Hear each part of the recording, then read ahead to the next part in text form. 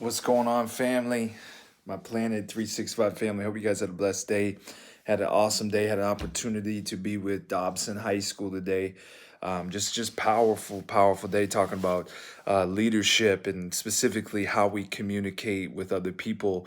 But more importantly, I talked about how do they communicate with themselves.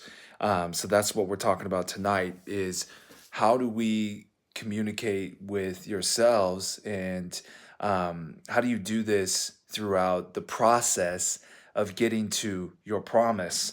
And I spoke this word over these leaders today about how the promise that you have within you, the dream you have within you, the destiny that's within you, the thing that hypothetically you think might be possible for your life is really only a 1% part of your life. It's a really only a 1% moment where most of your life is actually spent within the process. So let me break that down for you. Um, you have a a moment in time that changes you. Like when I got drafted by the Seattle Mariners, that was a 45-second phone call.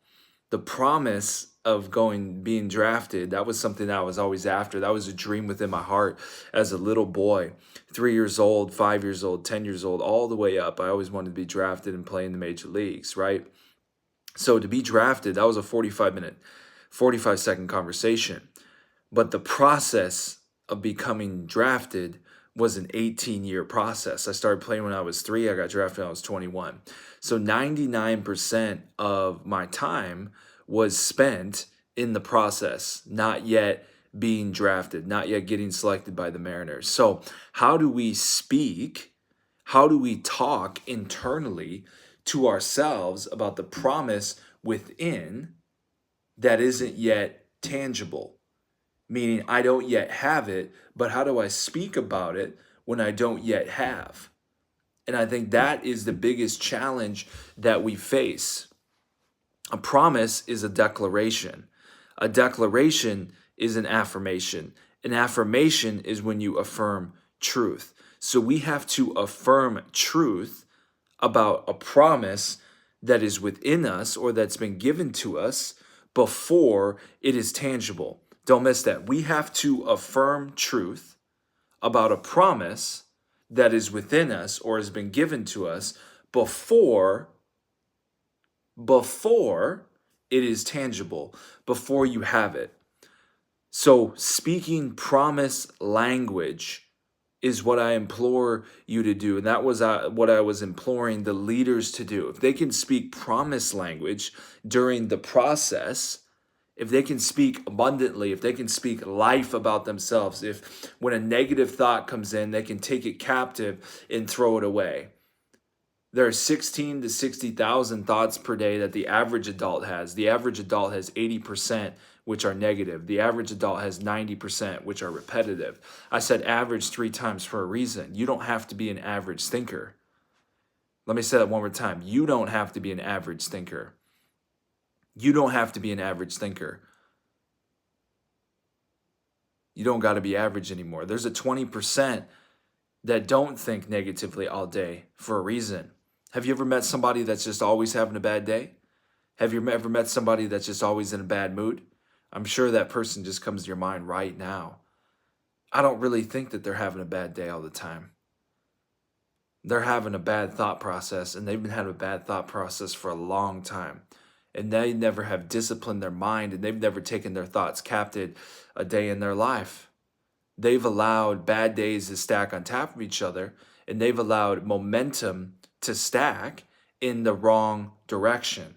They've allowed negative momentum to stack their whole life. And that's why they're always constantly having a bad day. But the same is also true for people who are constantly having a good day, and constantly people who are in momentum with positivity, in their momentum with their promise. Moses was given a promise by God that he would take and free the Israelites and make it to the promised land. Throughout the process of doing so, they had to flee from Egypt. The Egyptians had to be buried in the Red Sea. The Red Sea had to be parted for the Israelites to cross. Not just a few Israelites, a couple million, right? And then throughout the process, you look at Numbers 11, you have the people complaining that were just freed from slavery about the meat that they don't have anymore, even though the meat that they were eating was meat that they were eating when they were being whipped. So they complain, and then Moses complains to God, why have you given me these people? But he's forgetting that throughout the process, there's still a promised land out for them, and there's still a promise within your soul. There's still a promised land for you.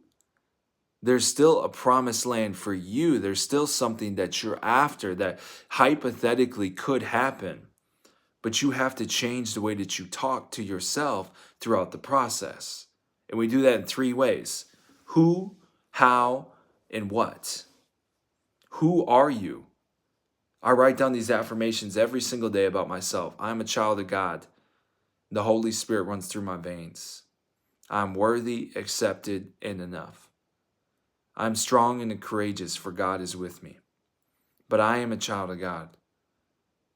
Then who and how and what am I going to accomplish it? What do I want? What is within you? What has God told you? And I believe there's a secret to the promise, and the secret to getting the things that you desire. And the secret to getting the things that you desire is to start to desire the things that God desires. The key to getting things that you desire, my friend, is starting to desire the thing that God desires for you. Knock and the door will be answered. Seek and you will find. I think oftentimes in life we think that if I continue to pray without ceasing about money or material things, I will get them because of that verse. That's not what that verse is saying. But you knock and you seek and you continue to ask God for wisdom. You continue to ask God for the things that He wants for you. Of course, He's going to give them to you. Being in alignment with what His Word says, being in alignment with God's nature, be in alignment in how you're serving other people, be in alignment with what He wants for your life. And there's no reason why it wouldn't be given to you on His time. On His time. I would implore you to find the unique promise within your soul, to find the unique calling within your soul that God is wanting you to pursue. And go after that big thing. Go after the thing that He needs you to do with all of your heart, all of your might.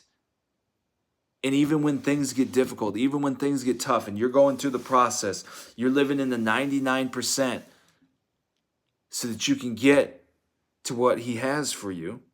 Even while you're doing that, you need to speak in a way that is life-breathing over your own mind, over your own soul, over yourself.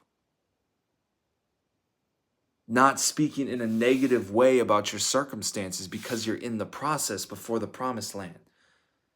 That's what I implore you to do. Have yourself a very blessed evening, my planted family. I'm out. Peace.